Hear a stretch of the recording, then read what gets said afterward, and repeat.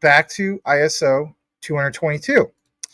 If you go to the Swift site, homepage literally will show this, like this part, ISO 20022 for payments now live. Of course, right? We've seen this in the past, March 20th, 2023, right? Get all the latest information. But the part that's also very interesting is when you go further down, and you see this part says the go live kicked off the start of coexistence, a period when both MT and ISO 222 messages are supported through November 2025. Interesting.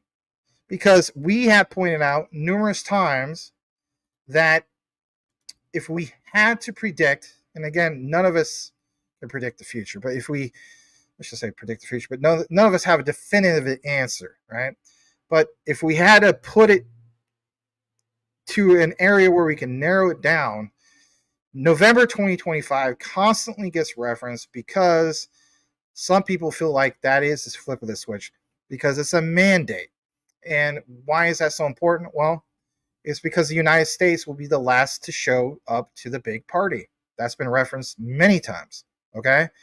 So it is November 2025. And, when ISO 222 went live, March of last year, a lot of people felt as though that, so what? Price didn't really move, okay? And we only saw like XDC. We saw XDC move, right? We saw it move, I think it was over 75, 78%. As far as Stellar and XRP, didn't really do that. Some of you guys remember that, some of you don't, and that's okay. What I want to now jump into is this next part, and hopefully my connection's okay. It's just get a little weird thing on the meter. So I want to jump over to this next part about some of these use cases, okay? So let's go ahead and full screen this. Straight from the Swift site, swift.com. Anybody can see this, okay? Just maybe you haven't been there in a while. As recent as in what, guys? March 25th, 2024. Again, most of us don't go to Swift site like every day. Like we go to X and stuff like that. Nobody's doing that, right? So when you get into this, it talks about new collaborative experiments, explore more complex CBDC use cases. Now, Quant Papa, if he's watching, he's going to be like, man, this is Quant, like a fat kid on cake, like Augustine Carson's on cake. And, Quant Papa, I'm with you. We can throw in Quant into the mix too. But something I really want to point out is their results in regards to a collaborative CBDC sandbox experiment and how they have this whole thing of like digital tokens, simulated digital trade. Again, when I think of trade, I immediately think of XDC, tokenized asset. For example, FX networks, payments, obviously are going to stand out. But this statement about working with 38 global institutions on the second phase of this sandbox testing.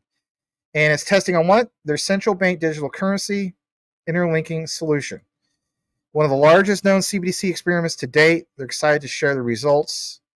And basically, when you get further down, back to this guy that we referenced earlier, but this is a different example, right? This is not the JASMY example. But it says the phase of their sandbox testing focus on demonstrating how their solution could be more, could be used with more complex use cases, I should say. So again, back to digital trade, tokenized assets, FX networks, but it's the project, guys. Over 125 sandbox users made more than 750 transactions. Talks about, for example, Swift, their community, what they're looking to do with their infrastructure. I'm not going to get into all that specifically. But I do like the idea that they have results. And what it mentions here is a interlinking solution. Think about that for a second. That has potential to simplify and speed up trade flows and unlock growth in tokenized securities markets. Interesting. Remember how Larry Fink was talking about tokenized securities? Is something happening here? Is this old news? Not exactly. But what I do like is they have a report. I did download it, and that's why I wanted to bring it to you guys. So I got into this, and basically, you can do it as well if you want to. I mean, it's called Connecting Digital Islands, Swift CBDC Sandbox Projects, Phase 2. Now, this is not, I just want to state this for the record. This is not phase 2 project Ubin. All right. Not the same thing. That's just a coincidence. Ubin's a little old anyway. This is not it. And this is, as you guys can see, as late as, was it last March? So pretty recent for the most part. But when I got into this specifically, I came across this lady who, again, is from Indeed. Let's go ahead and full screen this for a second. She is Luliana, if I'm pronouncing this right, Roman Shina. I guess apparently she has a doctorate, but EU policy, EU financial and crypto regulation. Interesting. Look what it says. Connecting digital islands, Swift CBDC sandbox project phase 2. Again, back to the same example that you saw on the Swift site. More than 130 countries exploring CBDCs. 70% of central banks expect to issue a CBDC within the next decade. But they do reference Swift and that report, right? And it goes on to mention this statement, which I will get into an interview with Danelle Dixon that I want to share with you guys here in a bit. That was only published 6 days ago from the Stellar Development Foundation. Yeah, you want to stick around for that. This project included 38 central banks, commercial banks, and market infrastructures. Look what it says. Focus on use case, interlinking solution, digital trade, foreign exchange, trade and settlement, delivery versus payment, which is called DVP, and liquidity saving mechanism. Oh my goodness. Goes on to mention specifically ISO20022. How so? She states that the experiments made it clear that while interlinking cannot be achieved through a single model, look at this, guys. Look at this. Its Swift connector is able to support different emerging interlinking models. So now we finally have reference that it isn't going to be just one. Well, guess what? Jamie Dimon is a freaking liar. He was claiming that we don't need crypto. We don't need any of these interlinking ones. That crypto is a quote-unquote pet rock, right? We've seen the interviews. If you haven't, go look it up yourself.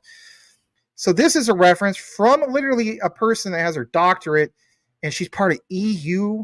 She's a policymaker? What the heck do we have in regards to this, right?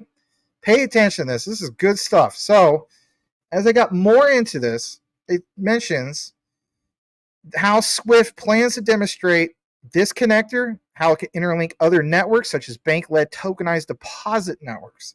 Wasn't Larry Fink talking about this? Yeah, he was. All right.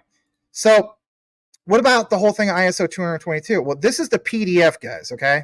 So in this PDF, I already taken the liberty of going through all these pages and so on, right? I'm not going to bore you guys with 24 pages, but good old search helps, right? So full screening this, check this out. This is the reference that she was talking about. Connecting Digital Islands, Swiss CBDC Sandbox Project, Phase 2. How long ago? March 2024. This kind of flew under the radar. How many times does it mention ISO 222? Swift and ISO 222? I thought that was a nothing burger. No, it's not. We just need something to pop up to reference it again.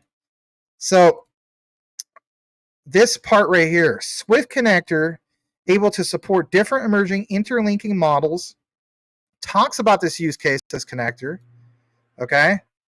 Talks about atomic settlement across digital token platforms. But more importantly, guys, this interlinked network and the experiments. Look what it says here. Participants agreed upon 3 principles of interoperability. I know when you see interoperability, you're immediately going to think quant. And I know Quant Pop is going to say that too, but just hear me out. There's more to it than just that. It's the coins involved with ISO 222. Obviously, we're going to highlight the X's tonight. I will do a quant outline in itself later this week. The experiments made it clear that while interlinking cannot be achieved through a single model, once again, this is not just that lady. This is straight from this PDF, guys. The Swift connector is able to support different emerging interlinking models. Participants agreed upon the following 3 principles for interoperability. Look at this. Interlinked networks essential to ensure native technical interoperability between different digital networks. there's an opportunity to achieve interlinking by leveraging the industry's investment in what ISO20022 messaging as the common language for payments. You read that right, guys, across new and established networks. Wow. Okay, so again, back to the reference about what coins or tokens, or just coins, part of the mix. Well, we already know that, and the X's obviously stand out, but there's other ones, right? Like our algos or quants and so on.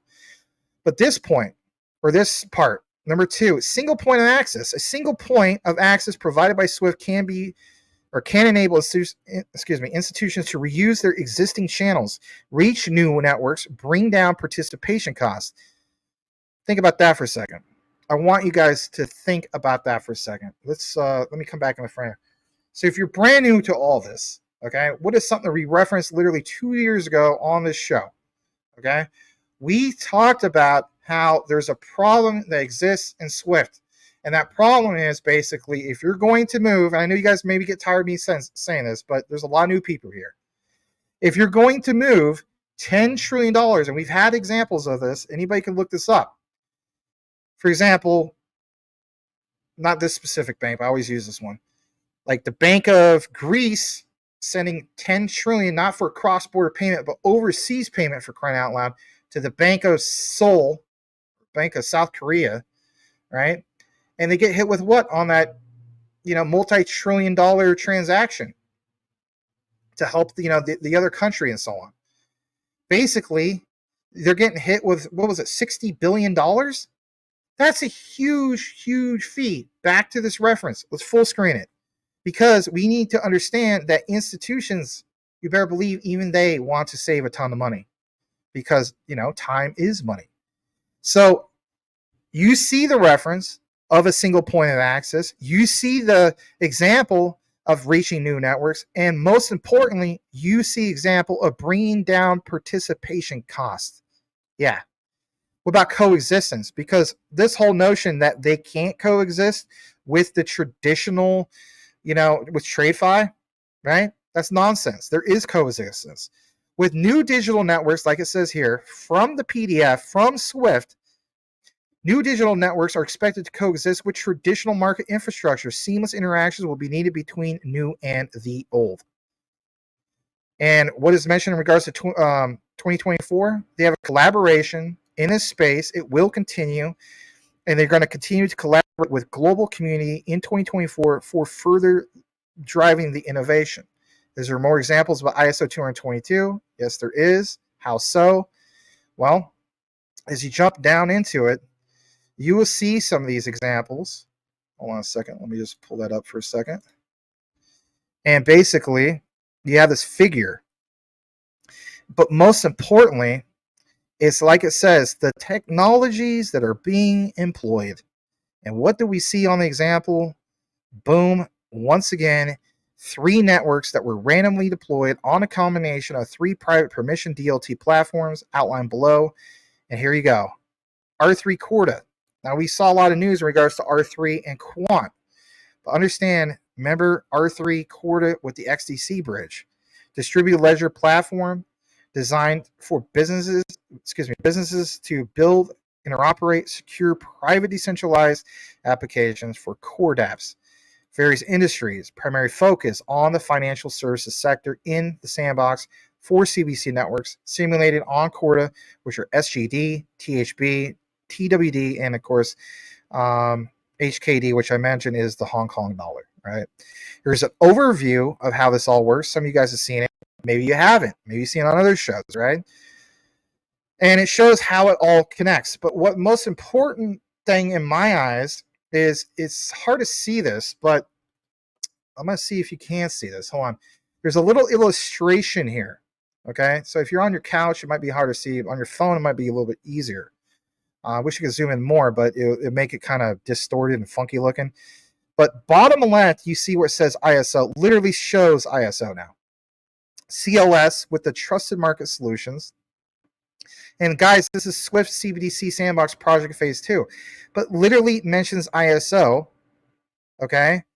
And it shows how shows some of the examples in regards to trade networks. So when we talk about tokenized securities and tokenized, tokenized assets, RWA, and so on, I mean, you see multiple examples here. Digital Asset Network, again, still references ISO. So in reality, it's not just ISO on the bottom with TWD, CBDC, but it's ISO for Trade Network. For me, that really stands out for XDC. And then you see some of these other ones, like remember how we talked about Hong Kong Monetary Authority? You see ISO with that. Back to that lady with, her example, and she was from, the EU. She's an EU policymaker. So you see, EUR, CBDC. So it's all there, and it's all going around, and it's using ISO. Well, what about coins involved with ISO? You know where we're going with that, right? So going further down into this, Swift Transaction Manager Simulator. You have the regulators, right? They're involved with the banks and so on. There's a Swift connector with ISO. Then it literally shows here, highlighted for you. I don't know if you see that, but mentions ISO20022. So it's all still there. This stuff didn't just disappear. I don't know why people are saying there's nothing with Swift and ISO. That's ridiculous. Going further down, let's get to some of these other examples. All right. Actually, I skipped one. Sorry about that. So figure 4, high-level representation of a simulated IFX network. International Foreign Exchange Network. Yeah. And you see ISO across the board. You guys always love those visualizations. Boom, there you go. All right. All right, look at this for a second. Let's get more further down into this. They have an approach about a settlement system. Hear me out. They talk about how you're going to have CLS. Who are they? Well, they run the world's largest multi-currency FX settlement system. CLS settlement issued by 74 settlement members, more than 35,000 indirect participants, settles an average daily value approximately 6.5 trillion and 18 of the world's largest currencies. CLS settles in central bank money, funds defunding, like that's affected through what? The RTGS, right? Real-time gross settlement systems, and participating currencies. They mitigate FX settlement. They have, for example, payment instructions for, FX trade. But most importantly, as we go further down into this, it constantly references what? This transaction manager simulator, and constantly mentions ISO, but more importantly, ISO20022. And as you see right here on this particular example, you see Swift Transactions Manager Simulator, Rules Engine, Intelligent Routing, Error Handling. And you got to keep in mind, the old MT management system, or that messaging standard, ISO not only complements it, it solves the problem. How so? By basically solving the problem of truncation. What is that? Well, shout out to like Cool Cat. You know what I'm talking about that. You ever download a big log file and how the message can truncate, right? You don't want that when it comes to messaging standards, and especially when it comes to bank.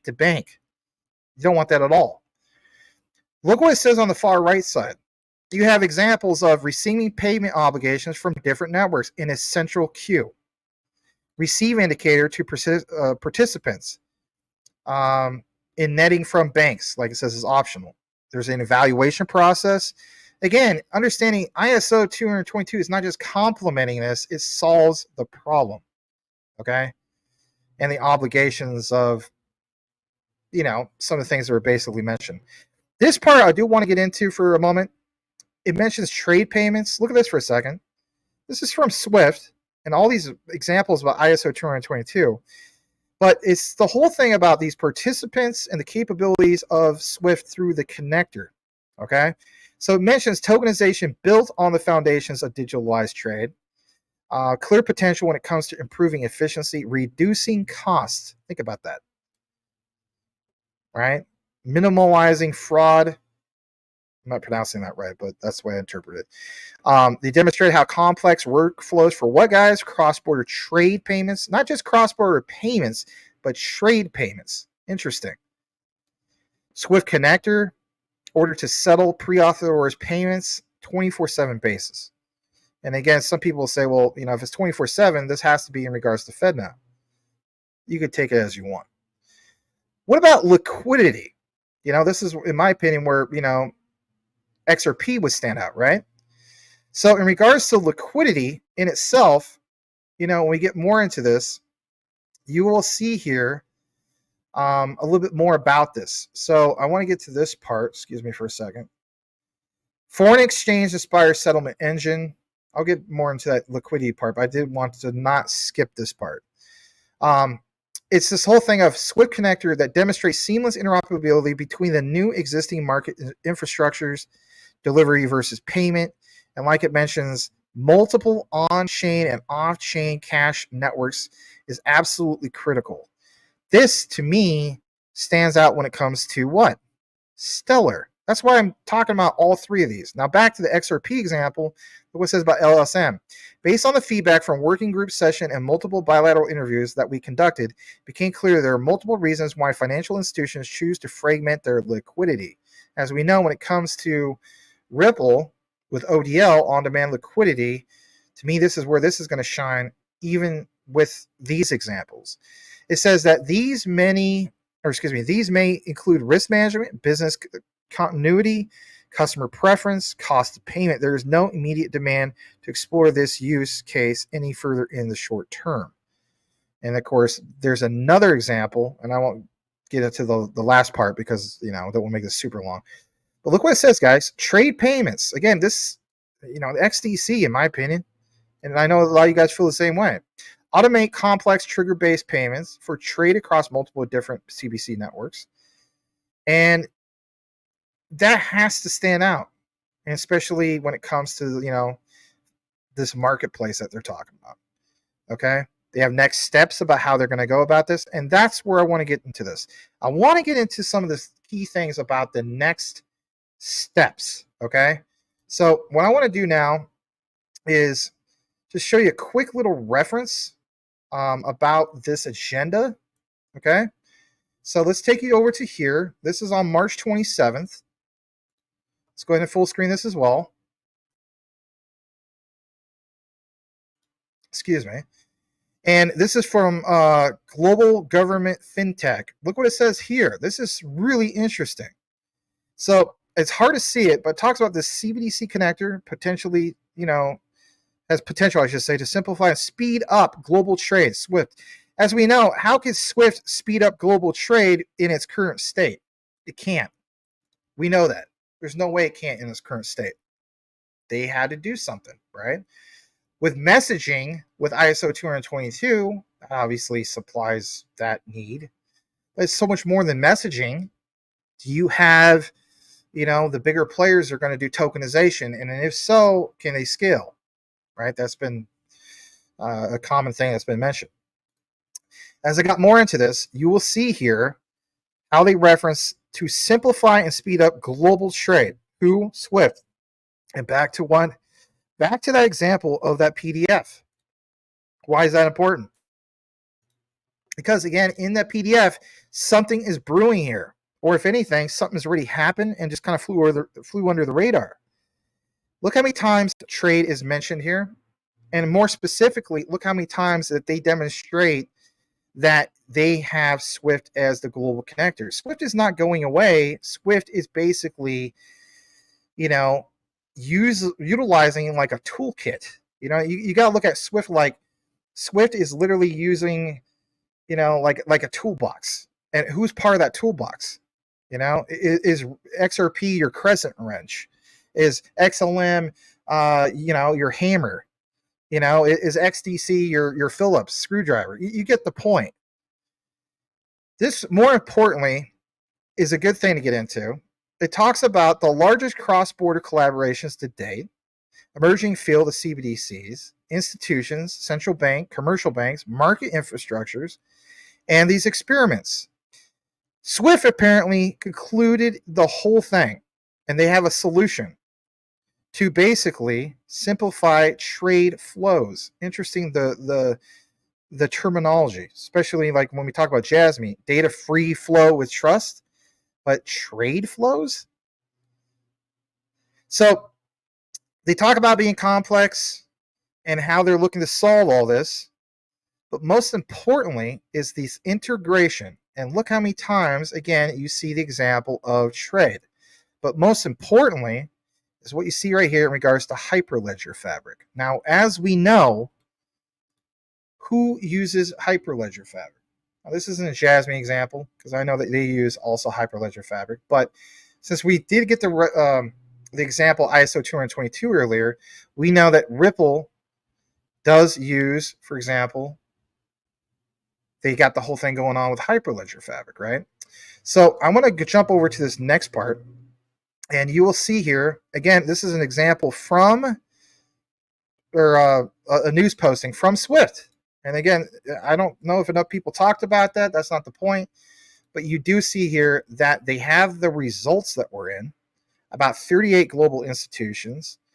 And it's the largest CBDC experiment to date. Now, some people, again, will say this is totally quant. And, again, I'm not trying to make this just about quant. I'm also trying to let people know that there was a lot that was mentioned on the Swift site in regards to specifically what? ISO20022, okay?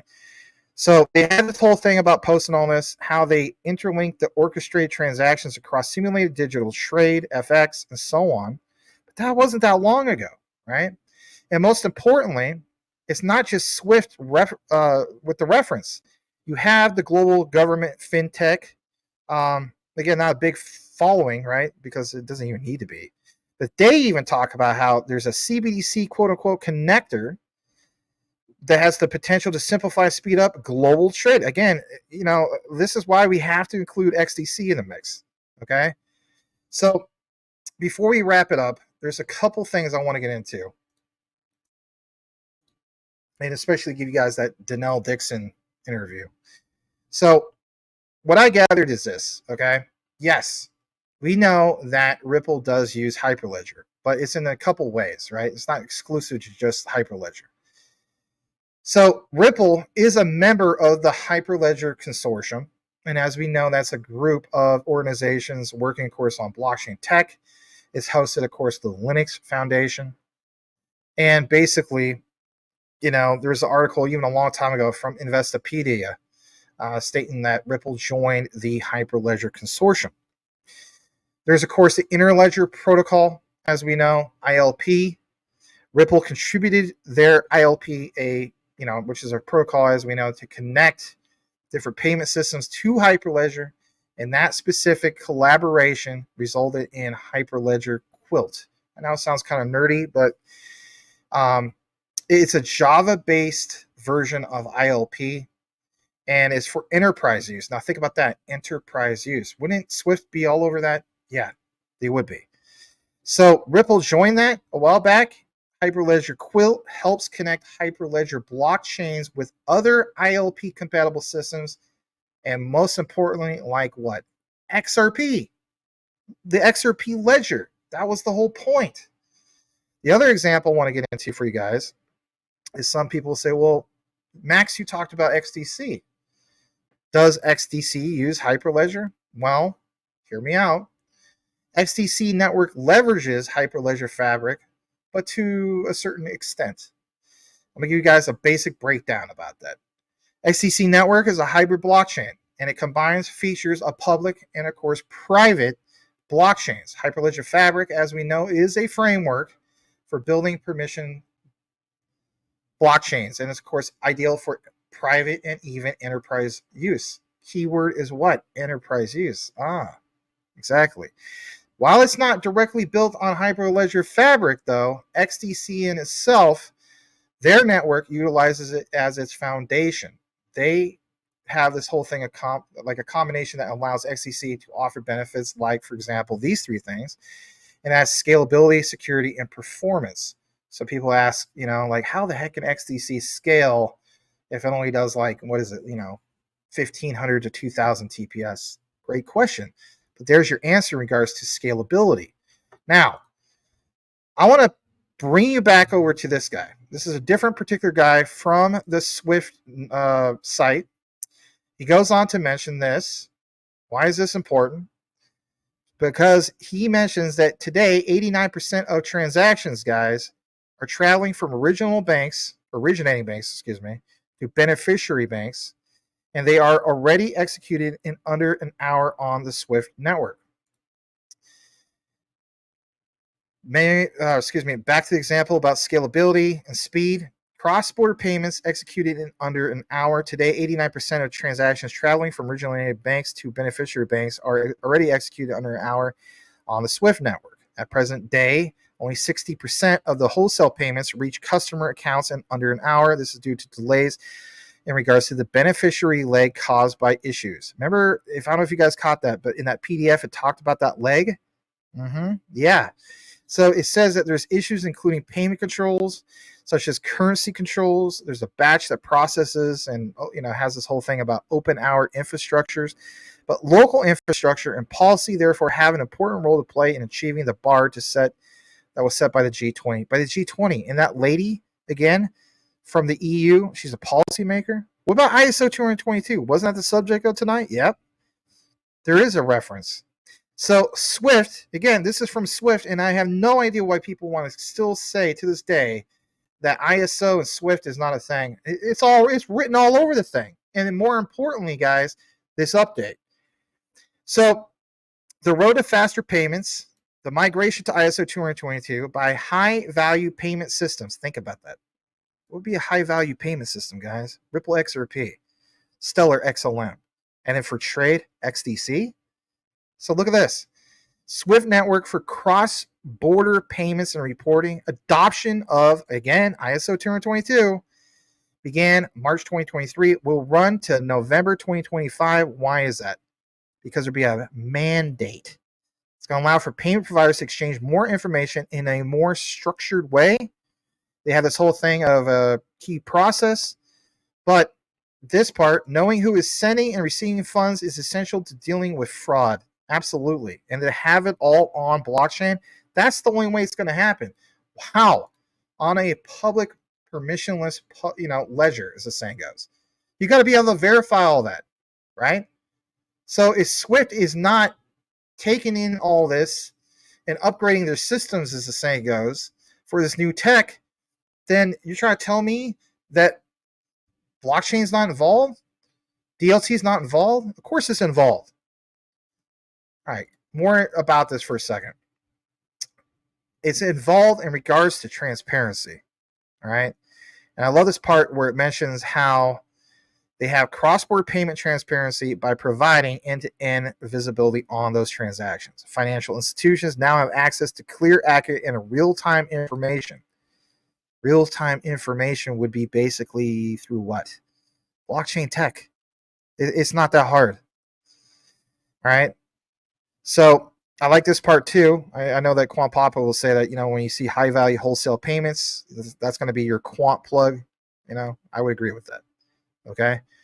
So interesting to see all of this posted and some updates. Let's be honest. I mean, some of this is old, but a lot of it's new. But from Swift, come on, give me a break. Right. And, understanding the bigger picture. So again, you can go to the Swift site. This part is swift.com, / your-banking, your-needs/banking. Okay. And man, they got all this stuff. So, okay, this is what you've been waiting for. I'm going to turn on the branding for this.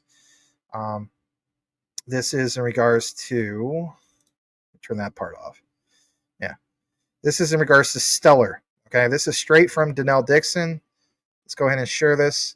This part is only about 4.5 minutes or so. Why am I mentioning this?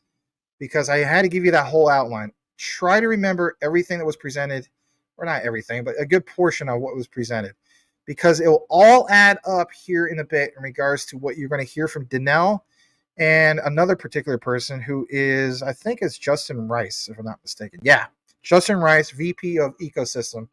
As we know, he's a big guy who's part of Sorabon. Listen to what they got to say. This was posted literally 6 days ago. This also flew under the radar. Listen to this, smash the like, Stellar's your thing. Listen to this. Here we go. So this is a good one to end with. Someone asks, what's next for Stellar? Nobody ever thought we'd see smart contracts on Stellar, yet here we are. Any other advancements that you could see happening in the future? What's next? Anyone have thoughts? Yeah, fortunately for us, we don't get to like sit back and just be like, all right, now we're done. I mean, I think it's funny that you say that no one ever thought we'd see smart contracts on Stellar. When I started 5 years ago, it was adamantly not necessary for us to have smart contracts on Stellar, because the truth is that you could do most everything on Stellar with multi-sig and some other different ways that to create sort of smart contract like advancements. And so nobody believed we needed it. And yet, like desperately, we needed to be able to bring them so that we could have programmatic opportunity for everyone to build what they want instead of stick within the sort of structure of the original protocol. So it's awesome to see that. And we don't get to just sit back now and be like, okay, we're done. We've done it. Smart contracts and regular payments and now everyday financial services. We really have to think about confidential transactions, privacy. We also have to think about even better scalability. We think that actually Sorbonne has been built in a way that offers tremendous opportunity for scalability. We also think Stellar in terms of payments is really good and fast, and it's very scalable, but we want there to be as many transactions on this network as per second that anyone could imagine. And so from that standpoint, we have already one of our internal objectives is to create a plan for what confidential and private transactions look like. Is that another chain? Is that something that we can build in and some standards that we can put together? And then obviously we have a lot of focus on scalability and how we can ensure that we can actually get to achieve all the demand that we see currently on Stellar, and then 100 times that. So those are two of the things that you'll see us focused on towards the end of this year to really build on for next year. One thing I want to say is that in the very short term, there is about to be a new protocol. Protocol 21 is in the works, and there's some really cool new features that are a part of it. And I'm not going to get into them all now. We'll talk about them next time, but you should keep your eyes on the new features that are coming in the short term in Protocol 21, as well as these sort of like longer term, bigger plans that Danelle just talked about. The one that I'm super excited about is SecP 256R1 support, which if you saw the demo that Tyler, our dev advocate, put together, allows you to sign transactions using Face ID. So there's like user experience stuff in addition to the scalability and privacy stuff. It's all pretty exciting, and it's happening in the short term, in the medium term, in the long term. I'm so sorry, guys. I know you're going to hate me for this, but I just saw this question and it just made me laugh so hard. When is the celebrity boxing match with Danelle versus Laura Shin for payback for the zombie article? It makes me laugh because for anyone to think for 1 second that Stellar could be considered a zombie chain is hilarious, given most of the activity that anyone points to at all out there in the whole blockchain ecosystem that's real is activity that they point to on Stellar. Even sometimes without attribution to it. So it's hilarious to us. There's no boxing match. Really what we want to see is just more folks out there really focused on doing, from a journalist standpoint, do the homework, because if you really look at it, you'll see there's so much activity and value on Stellar. And I thought about it after, and I don't watch zombie movies, but my husband does. And I was like, well, aren't there like really strong zombies on zombie movies? And that's what we should call ourselves. So anyway, it's one of those things where we just want people to be better, do better when you're doing your work so that you can actually really look at what activity is around. Again, understand this. Danelle said 2025 and so on, or, by the end of this year and so on. So many people are focused on like, oh, Stellar's not doing anything. Look at the price and so on. Okay, do we have mass adoption yet? People are going to get into Stellar when it's like crazy market cap, or the price per coin is going parabolic. That's when you're going to get in. Really? That's a great way to create wealth, right? Yeah, that's a great way. Give me a break, right? So I want to share this. This will highlight both Ripple XRP, Stellar XLM, so on and so forth. Somewhat new, right? Recent, I should say. And I'm going to bring you to here. Okay. So this is from a site called crypto-news-flash.com. Okay. What you're going to see here is some key highlights. Ripple XRP, Stellar XLM, and Swift. Remember how we just talked about Swift? Transforming global payments in the $250 trillion ecosystem. Oh my God. Yeah. That was a while ago, right? You know, it says October 2023. But again, this reference. Why am I referencing this? Because for some of you guys, you state that you will never see the market caps of these things be what they claim, like myself and other people have claimed. And that's no knock on you, some of you guys, right? I understand. We can agree to disagree, right? There's no disrespect. But literally, look at that. And as you get further down, you see some examples. For one, Swift's Go platform, if you weren't aware of it, gained significant traction with 600 banks. Back to the old example from March from Swift. This further pounds it home. 400 already operational. Swift entered a new phase in its digital bank, CBDC interoperability experiment. 3 central banks. Remember how we talked about that PDF about, we said Hong Kong, HKM, where it was? Well, that meant Hong Kong Monetary Authority. And then National Bank of Kazakhstan, greatest country in the world. All right, I won't do that. I'm not going to do Borat tonight. But anyway, if you've seen the movie, you know what I'm talking about. But beta testing its CBDC interlinking solution. Okay? There's more about this. And this crazy stuff. Crazy stuff when you see the bigger picture, because it's like, I guess this is where the Moon Boys come out, like you guys seen lots of Moon Talk, right? Hopium, Moon Talk, what do you want to call it? So Swift, global payments network offering cross-border transactions, making bold moves in the world of blockchain. Again, understanding this is October. Then we showed you that PDF for March. And again, other examples I'll probably show you later on this week. Swift is not being replaced. Swift is freaking embracing the tech on the back end of all this. So look what it also mentions. It's a global transaction landscape, guys, reaching a valuation of $250 trillion by 2027. And again, do the math for yourself. I won't do it right now. I don't need to. The point is that we always mention some of these ones, whether it's Ripple's XRP, whether it's Stellar XLM, XDC. If you just reach a percentage of some of this stuff, that's the point. All right, head of Swift Go discussed the expectations of consumers, small, medium-sized enterprises, SMEs. But doing what, guys? Conducting cross-border money transfers. Think about the bigger picture. So I'm going to play this. It's 1 minute and 46 seconds. This is from this particular lady. And this is, again, I understand it's from last year's Sybos. But the point is, I see a lot of people mentioning this, especially not this specifically. Listen to this. Here we go.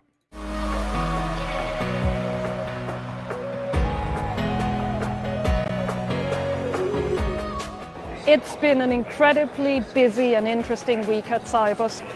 This morning, we had the pleasure to look at some of the results that Swift has received through a survey we did with 4,000 consumers and SMEs across 8 key markets to understand what they expect when they send money abroad. So when we look at the key findings from our survey, the positive news is that banks are still the first port of call, and from an experience point of view, they are really strong because the customers trust in the process and the security. And we also looked at what are drivers for consumers and SMEs to consider alternatives. And those factors that came out strongest were around speed, transparency, and ease of use as well. Swift has been looking at how we can best support our community. And with Swift Go, we are making excellent progress. Last year at Sybos, we were happy to announce that we have 400 banks signed up to the service. 1 year later, we have more than 600 banks, and we have 400 of them that are already live.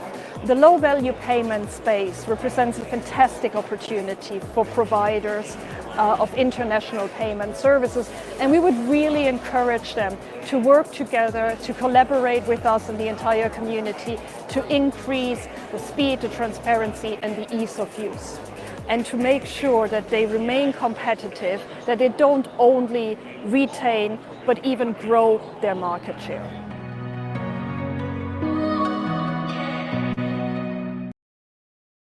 Those examples, good examples, right? Well, there's a little bit more that I'm going to get into before we end this. And the highlight to wrap it up, believe it or not, will be XDC. Now, why is that? Okay. Lots of references that you saw tonight in regards to trade being constantly referenced over and over and over again.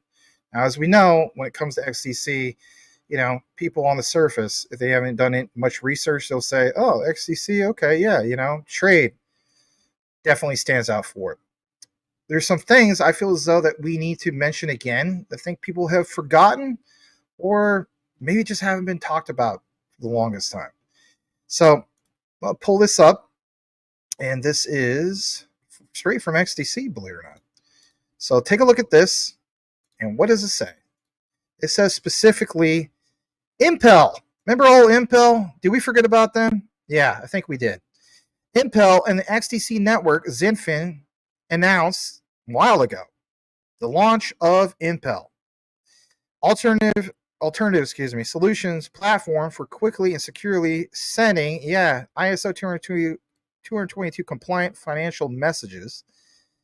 And most importantly, to add XDC as collateral for what? Settlement and a bridge to the R3 Corda platform for future-facing banks and, of course, fintechs. Is there any examples about Swift? Well, Impel, if you weren't aware of it, if you're new to all this, was created as a cost-effective, notice what it says, cost-effective. How many times do you see that reference on the Swift side?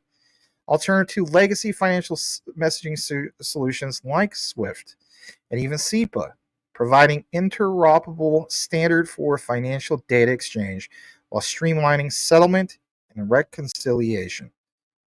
And how many times did you see, for example, trade mentioned in that PDF from Swift? Come on now. So very, very interesting to see all this and how it all adds up. At least that's the way I interpret it. Do we agree to disagree? Possibly. I understand not a lot of people are going to see eye to eye. Whatever the case be, I just bring you guys the info. Do with it as you please. But for me personally, I feel as though something is on the near horizon. And if anything, am I going to dump my X's? Am I going to dump my ISO coins just because I don't see price action right now? Understanding the bigger picture. For me, if I had to put my money on it, all right, not financial advice, just my own personal opinion, I am still going to stick with the mandate for ISO20022 November 2025. Why? For one, Swift references it, okay? And it's not that Swift is going to just stick with their old model. Clearly, we have seen that they are embracing these other innovations and different use cases to be more cost efficient and to bring in this next era of cross-border payments. Isn't that what it's all about? Yes, it is. I get it. A lot of people upset current price action and so on. 2024, we're going to make some money in 2024. Don't get me wrong. But for me, I'm waiting until at least bare minimum November 2025. I want to see what's going to happen in regards to this mandate, because flipping the switch is where it's all about and where it's always been from the beginning for me. Are you one of those people? Let me know in the comments. Like, comment, subscribe if you haven't done so already. Some of you guys ask what cold storage solution I use. I use this, and it is the Decent wallet. All right. I also, of course, have a ledger like this. All right. You can get a discount basically from going into the affiliate link, which is in all the live video descriptions and recorded and so on. And for the yahoos that are out there, they're like, this is just a shield. And, you know, we'll fix point this out. And it's a great point. Were you aware that you don't necessarily get a discount link just going straight to the site? No, you actually have to go through a platform like this. So how cool is that? You know, I don't think anybody's complaining about that. But anyway, use the link, get a discount. There's another one here.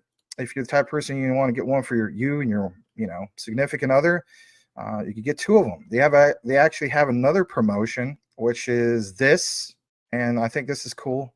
You can get an all-in-one card wallet plus backup card package.